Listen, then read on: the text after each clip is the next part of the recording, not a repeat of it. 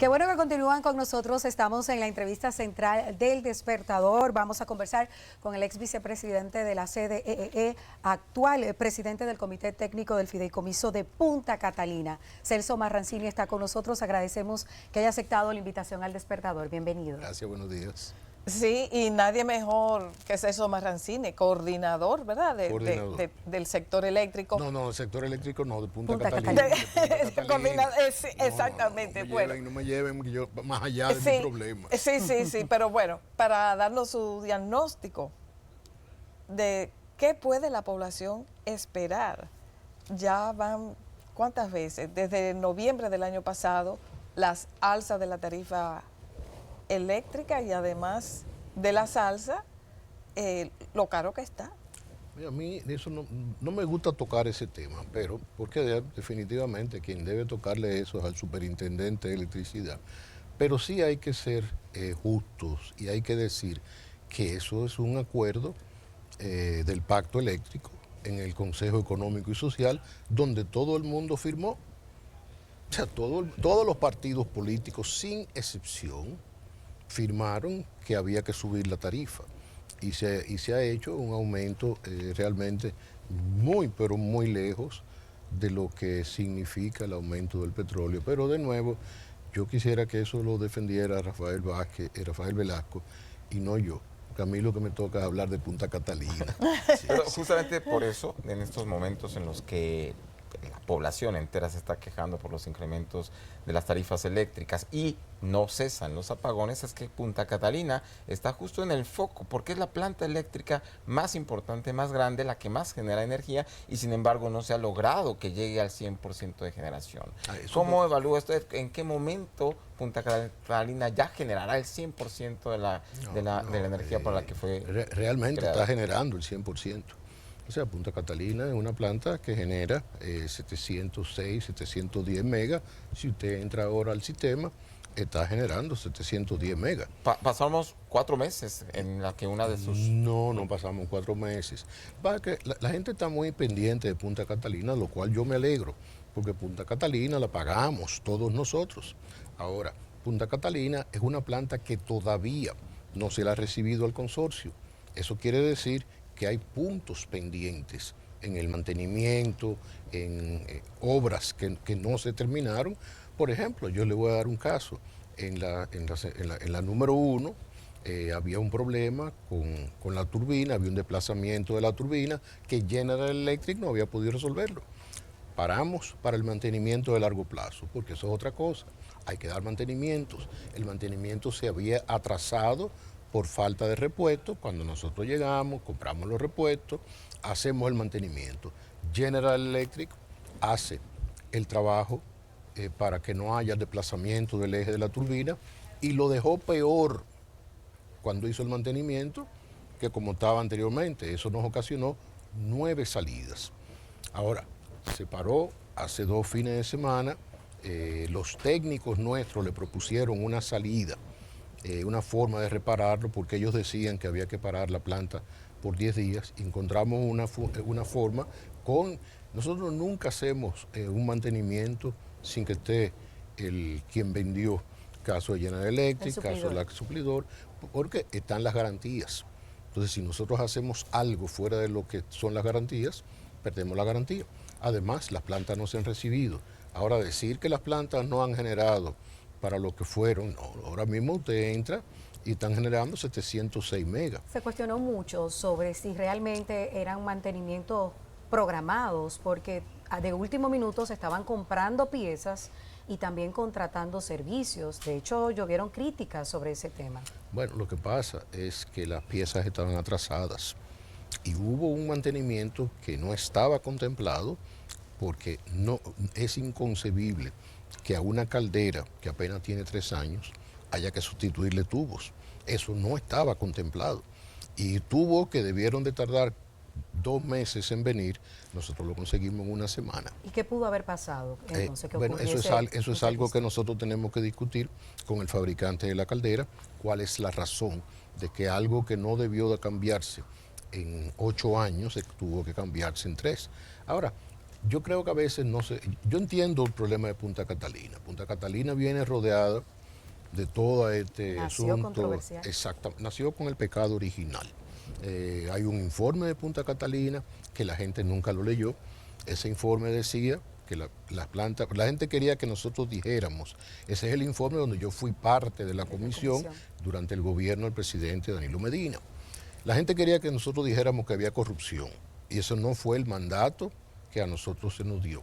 Se nos dio un mandato de definir el valor de la planta, se contrató a una empresa norteamericana que determinó que la planta no podía costar más de 1.945 millones.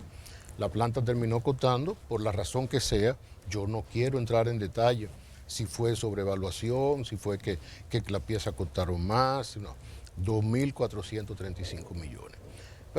Pero el consorcio dejó pendiente muchas obras y eso a veces es hasta entendible.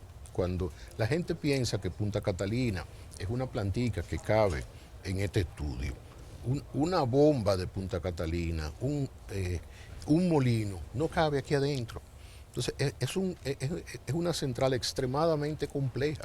Ahora, decir que no ha dado, si hoy Punta Catalina estuviera apagada, hoy no habría electricidad. Ahora, ¿qué pasa cuando Punta Catalina sale? Tiene que salir porque sale Itabo, sale AES, sale CESPEN, salen todas, porque hay que dar mantenimiento programado y a veces también no programado.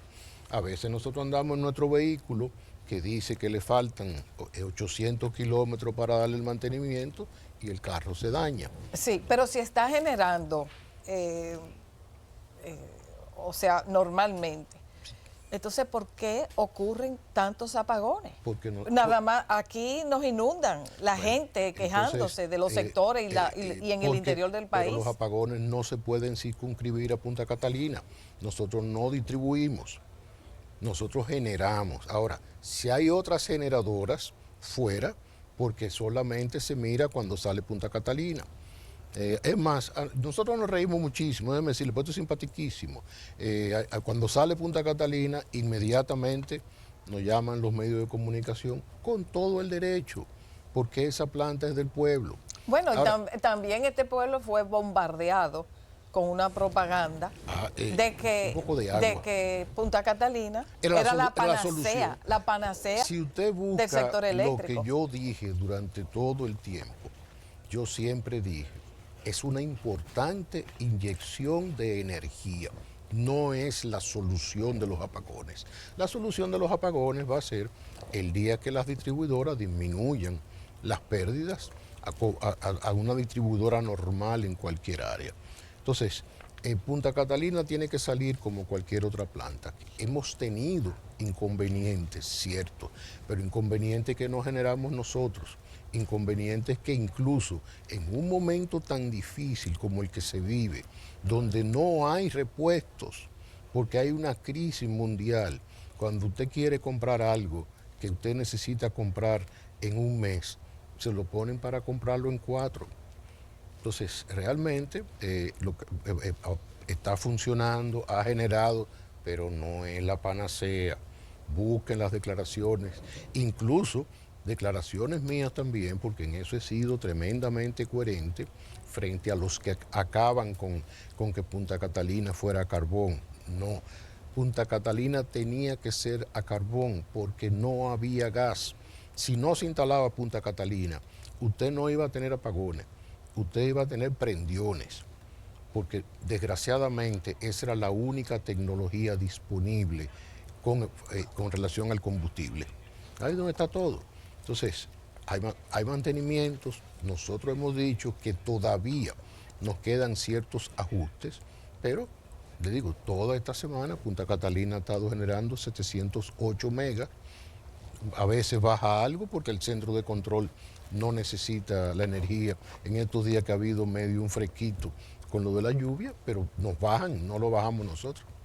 Sí, don Celso, pero también es cierto que durante la administración del expresidente Medina nos vendieron la idea, al menos así ocurrió con bastante frecuencia, que iba a ser la solución a los apagones. Y, por supuesto, Esto ocurre en momentos en los que además el incremento constante de demanda de energía se está incrementando, así que era difícil. Pero, ¿cuáles son las alternativas que tenemos ahora? También se habló mucho de convertirla a otro tipo de combustibles. ¿Es posible todavía? Eso es imposible. natural. Eso es imposible. Lo primero, imagínese que usted tenga que tenerla parada por un año.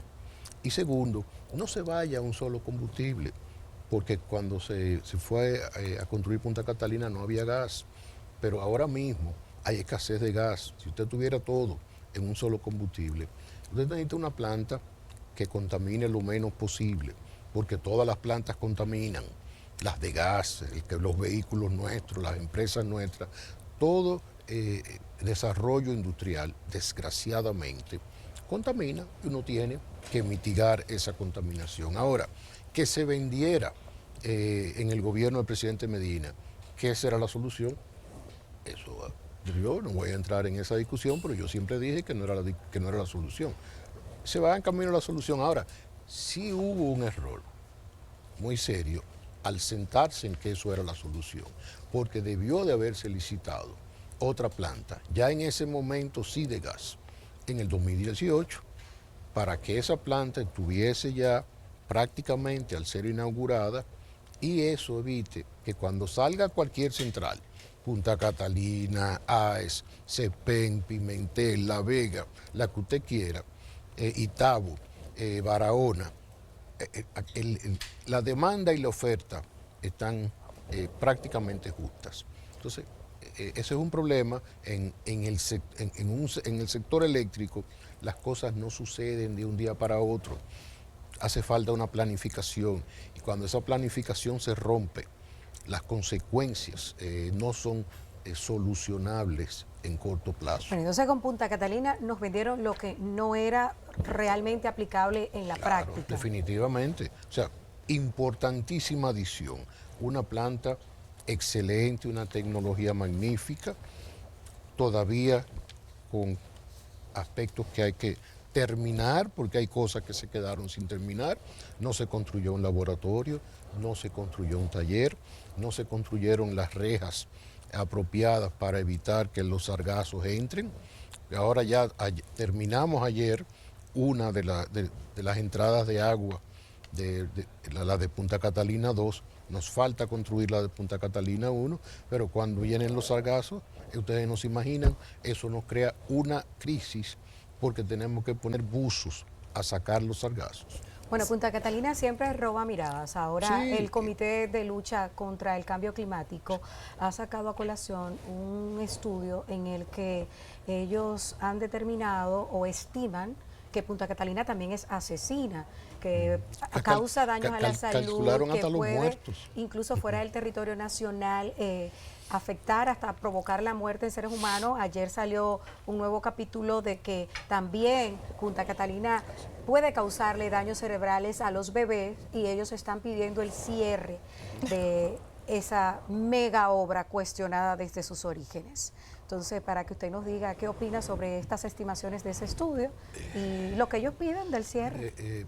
Muy buena pregunta, porque hay una empresa que se llama RINA. Es una empresa que hace... ¿Qué se llama, perdón? RINA, R-I-N-A. La pueden buscar y nosotros le podemos mandar el estudio. Ellos hacen la evaluación medioambiental cada 6 meses de Punta Catalina. La pagamos nosotros, pero ellos reportan a los bancos europeos.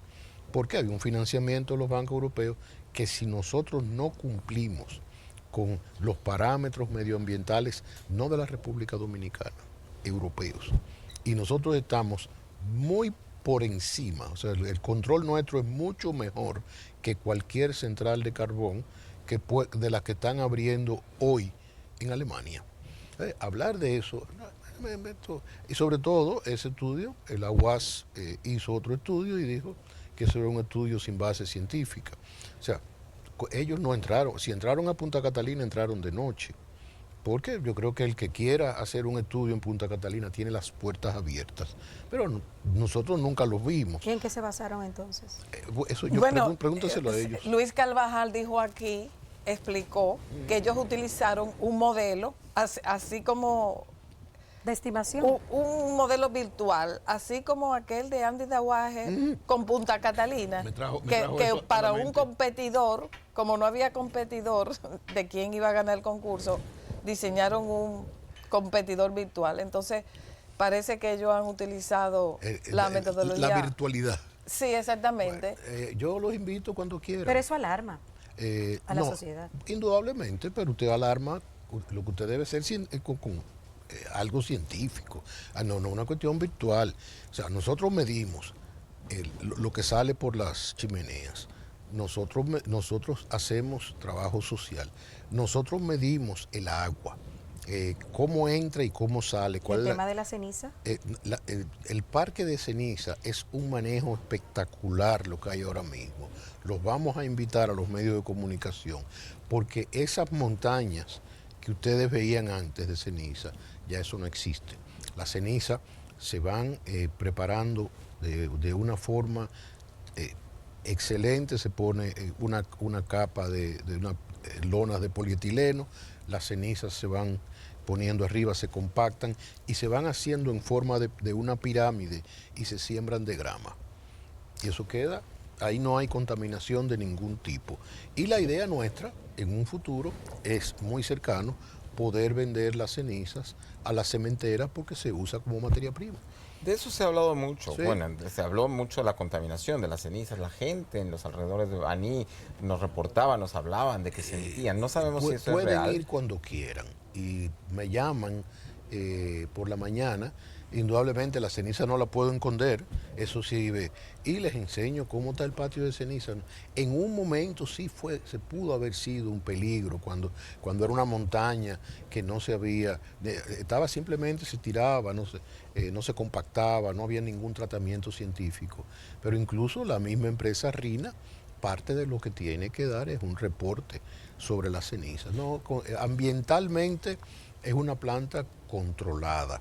Ahí no hay, repito, todo desarrollo industrial tiene un impacto. Pero si ya existe un proyecto para utilizar esas cenizas, en ese momento alguna negociación con las cementeras, con las Algo, empresas? se están llevando algo, no las cantidades que nosotros quisiéramos, porque inicialmente cuando se extraía el carbón de Estados Unidos tenía un contenido de azufre muy alto, entonces se utilizaba cal en exceso.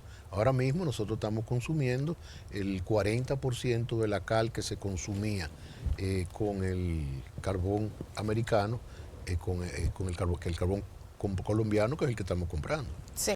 Y otra cosa, por ejemplo, fíjese, en medio de una crisis mundial de carbón y de combustible en general, cuando nosotros llegamos a Punta Catalina, en el suplidor Excol, que era el que venía supliendo hasta la llegada nuestra, ganó una licitación y no entregó el carbón. Eso le creó a la empresa un problema de proporciones. Realmente hubo momentos donde hubo que disminuir la generación porque no había carbón. Hoy el inventario máximo de carbón que nosotros tenemos de almacenamiento es de 204.000 toneladas y hoy nosotros tenemos 204.000 toneladas de carbón almacenado. Sí, el hecho de que las dos plantas de que forman Punta Catalina no hayan sido recibidas por el Estado Dominicano, ¿cuál es el impacto de esa situación con esa empresa? No, simplemente... O sea, ¿cómo nos afecta? No, a nosotros nos afecta el que ellos no hayan terminado con muchos de los compromisos que hay todavía. Eso que yo mencionaba... ¿Cómo qué porcentaje? O sea, el conflicto es con la Terminón, ¿verdad? La empresa italiana y Manuel Estrella. No, con Manuel Estrella no hay conflicto porque la obra de Manuel Estrella era concreto. Eso está terminado. O sea, es con los italianos, ¿verdad? Pero déjame decirle, esto no se puede hablar de conflicto, porque esto es un matrimonio. O sea, nosotros no necesitamos a ellos. Entonces lo que nosotros tenemos que decirle, esto está mal, nosotros se lo demostramos técnicamente, incluso cuando nosotros hicimos este mantenimiento de largo plazo, aquí había personal de Tecnimont porque había aspectos que ellos tenían que terminar que se fueron aprovechando en ese mantenimiento de largo plazo. Incluso el mismo problema del generador que yo les dije que nos ocasionó 9 salidas, el pago a General Electric lo hace Tecnimont, porque Tecnimont reconoció que fue un error en la instalación. Entonces sí, todavía nosotros no podemos recibir las plantas. Eso no quiere decir que nosotros tenemos un pleito todos los días con Tecnimont, sino vienen los técnicos de Tecnimont, se sientan con los nuestros y se van resolviendo los problemas. Pero ¿qué porcentaje se quedó sin concluir? ¿Y esto qué ha representado a nivel económico para nosotros? Si hay pérdidas. Lo que pasa es que hay cosas que no se construyeron que permiten que la planta funcione. ¿Un 10%? No, yo le voy a decir el caso del laboratorio y el caso del taller. Entonces, yo recuerdo en una de mis primeras reuniones con uno de los técnicos, me decía, pero la planta funciona. Le digo, sí, la planta funciona, pero si yo compro un Maserati, que entiendo que es un carro muy caro, y viene sin la goma de repuesto, el vidrio de atrás no abre y la puerta de la derecha hay que agarrarla porque se abre sola, pero el carro camina. Entonces, eso es lo mismo lo que pasa aquí, que hay una serie de elementos que no se terminaron. ¿Por qué? Por 2 razones. Primero, había una prisa enorme por inaugurar esa planta. Por la campaña. Y una necesidad también. Vamos a ser realmente equilibrados, porque no todo es política. Había una necesidad por la campaña, pero también había una necesidad de generación. Y por otro lado, se fueron reduciendo aspectos fundamentales porque ya había llegado el valor de la planta a estos 2.453 millones, que fue fruto de un acuerdo con el consorcio, porque ustedes recuerdan que el informe decía que no se podía pagar más de 1.945. Y con esto yo no quiero entrar en aspectos si se sobrevaluó, si no se sobrevaluó. Eso no me toca a mí. A mí me toca de que el consorcio termine. El consorcio no, Tecnimont específicamente, con quien nosotros tenemos las mejores de las relaciones. ¿Y no pueden ser sancionados ellos, al menos económicamente? Bueno, una retribución. Todo está contemplado. Vamos a ver si lo que queda es algo de un error. Existen errores en una infraestructura tan grande como esa, pero definitivamente hay que trabajar hacia recibirlas, hacia que ellos terminen los aspectos. Se hizo ahora una auditoría técnica que la tiene el ministro de Energía y Minas, y esa auditoría técnica hay que sentarse, decirle, mira, me falta esto, resuélvemelo. O sea, tiene que haber la buena voluntad de las dos partes. Sí, volviendo al pacto eléctrico y aprovechando su expertise, su conocimiento en el sector eléctrico. Usted me quiere meter donde yo no quiero. Sí, bueno, en el pacto, uno de los componentes era aumentar las tarifas a nosotros los usuarios, sí. Pero también en el pacto el Estado se comprometía a disminuir las pérdidas de cada una de las distribuidoras. Sí. Esto no ha sucedido. Tenemos pérdida en Edenorte, Edesur, Edenorte en 35%, Edesur 31%, Edeste 59%, wow. Y pérdidas totales 42%. Bueno, pero entonces, yo lo que le pido, pero ¿qué hacer? ¿Cómo hacer? Porque bueno, ya la población se está sacrificando, ¿verdad? Sí, pagando, entonces, desmontando el subsidio. De la misma forma como se está aplicando, no es un aumento de tarifa, es equilibrando la tarifa. Pero de esa misma forma, en el CES hay que sentarse con los responsables de la distribución y consultar esos números. Usted tiene los números mejor que yo no los tengo, le voy a decir, no sigo eso. Lo veo en el gabinete eléctrico, pero definitivamente...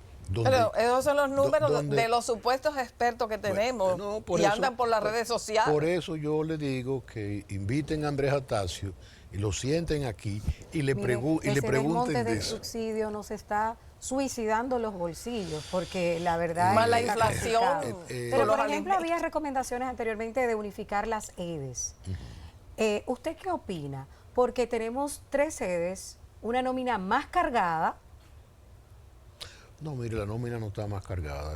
Y hay 3 sedes. Hay que trabajar hacia ese aspecto, pero ese no es un aspecto de 2 días. Yo lo que pienso que se pierde a veces cuando definitivamente no hay impuesto peor que el de la inflación. Ahora, no es una inflación local. O sea, hay que entender el contexto en que nosotros estamos viviendo y hay que entender el sacrificio que el gobierno está haciendo para mantener la gasolina y el diésel y el subsidiándola gas enormemente y lo otro, los subsidios a las distribuidoras para evitar que realmente ese precio suba por encima de lo que el CES acordó. Entonces, yo creo que nosotros tenemos que ver, ahora yo voy a hablar como empresario, no, en mi empresa, los aumentos de materia prima han llegado a un punto que muchas veces yo digo, no la compro porque no voy a poder venderlo. Hemos tenido que disminuir el margen de beneficio hasta llegar a no tener margen para poder mantener la planta trabajando. O sea, es una situación extremadamente difícil que a veces para la propia población le es difícil de entender. Yo creo que eso es así. No hay cosa peor que usted llegar al supermercado y encontrarse que una cosa que usted compró a 20 pesos ayer le cuesta 24. Pero eso no es una culpa de un gobierno. Bueno, ese es su principal enemigo del gobierno. No, ese es el enemigo del mundo, no del gobierno. Ahora, si fuera una inflación, en este país ha habido crisis recurrentes. Nosotros tuvimos una en el 90, que fue consecuencia de una inversión inmensa que hizo el presidente Balaguer, que nos llevó la inflación al 100%, con recursos internos. Eso fue local. Nosotros tuvimos el problema de la poblada en el 84. Del 84, que fue un problema interno. Nosotros tuvimos el problema del 2009, 2006 por ahí. 2008. No, 2006, pero fue un problema externo cuando en los Estados Unidos todas las agencias de préstamo, no sé, eso, quebraron. Y después el problema de los bonos estos y la hipotecaria, eso tampoco fue interno. O sea, al gobierno del que yo participé, del que yo tuve que pagar el barril de petróleo a 120, no se le podía echar la culpa. A este gobierno tampoco. Porque ahora, desgraciadamente, el consumidor no entiende eso. Mire que es del doble que le está llegando a uno la factura. No, pero también acuérdese una cosa, no es el precio no ha subido al doble. Lo que usted tiene un calor, que usted tiene el aire prendido todo el tiempo. Y Yo no estoy en mi casa el día entero. Bueno, pero entonces chequee el problema que hay en su casa porque no ha subido la tarifa. Y no voy a entrar a defender tarifa. Traigan a Velasco aquí que venga a defender su asunto. Don Celso, Yo defiendo lo mío. Yo tengo que defender cuando me sale la planta del sistema, por qué salió. Y yo lo que necesito es generar todos los días. Porque, señores, eso es una empresa. Yo la veo como que yo tengo que generar todos los días para cobrar. O sea, cada vez que la planta se apaga, yo no estoy contento, no solamente porque haya menos electricidad para el consumidor y le preocupe al presidente, a la estabilidad y todo lo demás, sino porque nos preocupa en las finanzas nuestras. Nosotros tenemos una responsabilidad en esa empresa que es del pueblo, que nosotros tenemos que pagarle a Hacienda dividendos mensuales de 15 millones de dólares. Al principio de este año, cuando surgió la polémica por la propuesta de crear un fideicomiso para Punta Catalina, y nos hablaban de que la desaparición de la corporación de la CDEE como tal iba a generar un limbo jurídico para la planta. Y eso era un problema serio. ¿A quién manejaba la planta? ¿En qué quedó esto si de cualquier forma no hay fideicomiso? Y no el proceso de desaparición, de liquidación de la CDE, ya está el proyecto en el Congreso. Definitivamente eso creaba un limbo para Punta Catalina porque el Registro Nacional de Contribuyentes, la personería jurídica de Punta Catalina está atada a la CDE. Entonces nada, en ese proyecto Punta Catalina se convierte en una empresa, podrá sacar todos sus tendrá personería jurídica, podrá hacer actos jurídicos, compra, venta. Ahora mismo lo estamos haciendo con la sombrilla de la CDE. Bueno, se nos está agotando el tiempo. Le voy a bombardear varias preguntas. Más todavía. Varias preguntas al mismo tiempo. ¿Cuánto nos cuesta la operatividad de Punta Catalina, la empleomanía? ¿Cuánto asciende en persona contratada y también el monto económico? ¿Y qué opina de la eliminación de la CDEE, que usted fue su vicepresidente? Nosotros tenemos cerca de 300 empleados. Nuestra nómina mensual está cerca de los 30 millones de pesos. ¿Y la operatividad en general? Bueno, depende del carbón, pero nosotros facturamos 2 millones de dólares mensuales. Y por supuesto, si usted me pregunta cuál es el margen de beneficio, va a depender mucho con el costo del carbón, pero lo primero es que nosotros estamos entregándole a Hacienda 15 millones mensuales. O sea, eso es parte del beneficio de que está dejándole Punta Catalina al país. Eliminación de WERS y de la CDEE. Óyame, cuando yo estaba en la CDE yo hubiese sido feliz si yo elimino la WERS. Ahora yo veo que la van a eliminar y yo soy de los que aplaudo. Y la CDE tiene que irse también. Ya la CDE no tiene ninguna función. El proyecto está en el Congreso y yo creo que el día que se elimine la CDE habrá que declararlo como día de regocijo. Focos de corrupción, empresas eléctricas. Totalmente. Pero, ¿Qué usted opina de los casos que están dilucidándose ahora con relación? Mire, yo lo que tengo que decir es que la justicia actúe, que la justicia, que se respeten los derechos de los implicados. El derecho nuestro dice que usted no es culpable hasta prueba en contraria, pero yo creo que es un gran cambio, que la sociedad debe ir aprendiendo de que tanto en el sector privado como en el sector público tenemos que hacer las cosas bien. Yo creo que eso es interesante. El caso Medusa destapado, empresario y otros casos también recientes involucrados en casos de corrupción. La licencia de Lisandro Macarrulla anoche, que lo anunció por Twitter y que hoy es la que acapara la atención como noticia en el país. Mire, su opinión. yo le voy a decir lo que yo opino de Lisandro. Lisandro es un gran hombre. Lisandro, conocí a Lisandro no ahora en el gobierno, conozco a Lisandro de hace muchos años. Es un gran empresario y creo que mucho de esto le está pasando por querer ayudar al país ser parte de un gobierno. Porque desgraciadamente, cuando uno entra al sector público y viene del sector privado, tiene que soportar más que los políticos, porque a veces hay una resistencia a que nosotros participemos. El político puede ser empresario, pero el político reacciona en contra del empresario cuando es político. O sea, yo a Lisandro Macarrulla, como amigo, como trabajamos juntos en muchas cosas para el país, no en empresas, no soy socio de él, desgraciadamente, me hubiese encantado. Defiendo a Lisandro Macarrulla. ¿Debió renunciar de una vez y por todas? Pero Si lo estoy defendiendo, yo diría que no. Porque usted lo está declarando culpable ya inmediatamente. No, yo estoy preguntando. Es que aquí quieren las redes condenar. Sin embargo, y lo voy a decir. Aparece su hijo. Pero, por ejemplo, Pero denle la oportunidad. Somos pueblo. Lo veo siempre, me encantan. Somos pueblo. Bueno, Llevaron el otro día al joven de las Caso camas, y lo único que le faltó fue cargarlo y pasarle la mano y decirle, pobre muchachito. Pero habló de sobornos que se entregaban. Pero eso pasaba con él solamente. Porque a veces la persona olvidan que muchos funcionarios obligan a los empresarios para poder vender a tener que pagar. Ahora, eso hay que eliminarlo. Y los empresarios, a veces por no dejar desaparecer su negocio, como este muchacho, pero el caso de ese muchacho también no es corrupción. Porque de la forma que lo llevaron al programa, le digo, lo único que le faltó fue cargarlo y decirle, pobre muchachito, cuando él decía que no eran 25 millones, que después le pidieron, que después Cano, que no le llevaron el dinero a Cano, que el otro.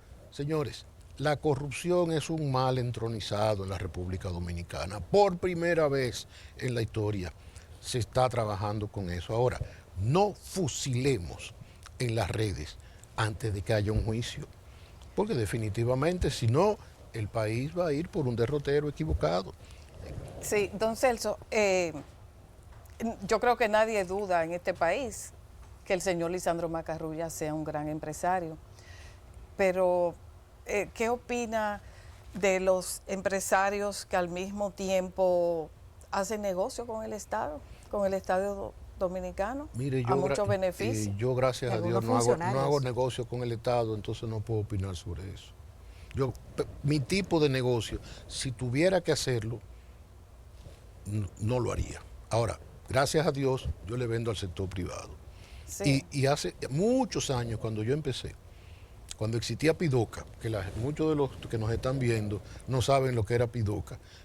La pintura, la fábrica de pintura estatal. Estatal, Pidoca embellece todo lo que toca. Cuando yo le iba a vender materia prima, me pedían dinero y no le vendía. Pero pierde credibilidad la clase empresarial cuando se habla de que para ver y para pagar un soborno tiene que haber una persona que lo patrocine. Que Pierde sea credibilidad flexible. el sector de comunicaciones cuando sabemos que hay comunicadores que chantajean para no atacar. Sí, afecta la imagen. Entonces, ese es un problema que ustedes y nosotros tenemos que corregir.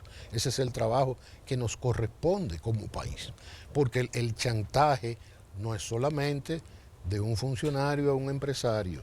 El chantaje también viene de comunicadores que van donde un empresario y le dicen, si tú no me das, yo acabo contigo por las redes. ¿Y por qué no lo denuncian los empresarios? Algunos tienen miedo, yo no. Yo demandé a Álvaro Albelo, que en esa época era la enciclopedia humana, y gané la demanda. Pero no todo el mundo. Yo recuerdo un gran empresario con una empresa de muchos valores que le tenía un anuncio. Y yo le decía, ¿y cómo tú te sientes cuando él termina el programa y menciona tu empresa? Me dice, mira, yo lo siento muchísimo, pero yo no quiero que mis accionistas oigan a él acabándome sin razón para que yo le ponga un anuncio. Es complicado, no es tan sencillo, no miren las cosas por arriba. Hay un problema de base de la sociedad dominicana. Esa misma sociedad que habla en las redes, también, porque ahora hay algunos en las redes que tienen 20, 50, 100 mil seguidores que quieren fusilar moralmente a cualquiera. Pero a su juicio, por ejemplo, se sabe que los empresarios financian a los políticos y a los presidentes pero que llegan. Eso no es ilegal. Ok, no es ilegal, pero ¿cómo se dan esas relaciones? El financiador y las relaciones con el Estado. Yo le voy a decir lo que yo opino personalmente de Porque, eso. digo, no sé, el usted financiamiento público existe y se pensó que con el financiamiento público iba a dejar de existir. Del tema, y déjeme decirle que me encanta. Lo primero es una culpa del sistema nuestro, porque definitivamente cuando se dijo que la Junta Central Electoral le iba a dar el dinero a los partidos, para que, no el empresario, para que nadie, el empresario podía contribuir con un límite, pero eso no se aplica. Entonces, mientras nosotros tengamos campañas políticas que para ser diputado cueste 40 millones, 50 millones, para ser senador cueste 80, 90 millones, para ser todo el dinero del mundo, este país seguirá por este rumbo. Entonces, hay que aplicar la ley. Ahí es donde tenemos que insistir. Las campañas cortas, que los partidos políticos entreguen los informes. Ahora, usted tiene, yo recuerdo en la campaña pasada, el partido de oposición mandaba invitaciones de 2, 4, 6 millones. Entonces ya el mismo partido de gobierno violaba la ley, pero había una Junta Central Electoral que no hacía nada. Don Celso, mira, hace rato que tenemos que irnos, pero no queremos terminar la conversación. No, ustedes han acabado Empresarios conmigo. como funcionarios, pero además el papel del Ministerio Público, hay expedientes voluminosos, en este último caso Medusa más de 12,000, ¿cómo maneja los casos? ¿Está usted de acuerdo o no? Y Johnny Martínez pregunta, respóndale a la 3 y corriendo antes de que nos lleven, que si usted está de acuerdo con la reelección de Luis Abinader. Está permitida. Yo lo que ¿Usted lo apoya? Yo lo que creo que cualquiera que quiera reelegirse, no más de 8 años. 8 años y a su casa. Nunca más. Nunca más. Que no me cambien constitución, que no me inventen. 8 años y nunca más. Empresarios, funcionarios. Y políticos empresarios. También. Exacto. Es la misma cosa. Ministerio Público. Mire, léase mi artículo hoy que dice de Montesinos a Miriam. Pero está de acuerdo con el manejo, antes de leerme el artículo. Claro, sí, claro que sí. Bueno. Yo creo que nosotros tenemos una joya. Bueno, en apoya a Miriam doña Miriam Germán. Acabo de decir que es una joya que tenemos. Gracias. ahí. Y si leen el artículo, tendrán claro lo que yo Lo pienso. voy a leer desde que terminemos el programa. Perfecto. Gracias, don Celso Bien, gracias a Marrancini, ustedes. por estar con nosotros en la entrevista central del día de hoy. Hablamos de electricidad y me dieron electricidad. Cargada de silla eléctrica, energía, la estuvo la silla entrevista. eléctrica. Totalmente. Una silla eléctrica. Totalmente. Gracias por estar con nosotros, acceder a este conversatorio. Vámonos a una pausa, ya volvemos con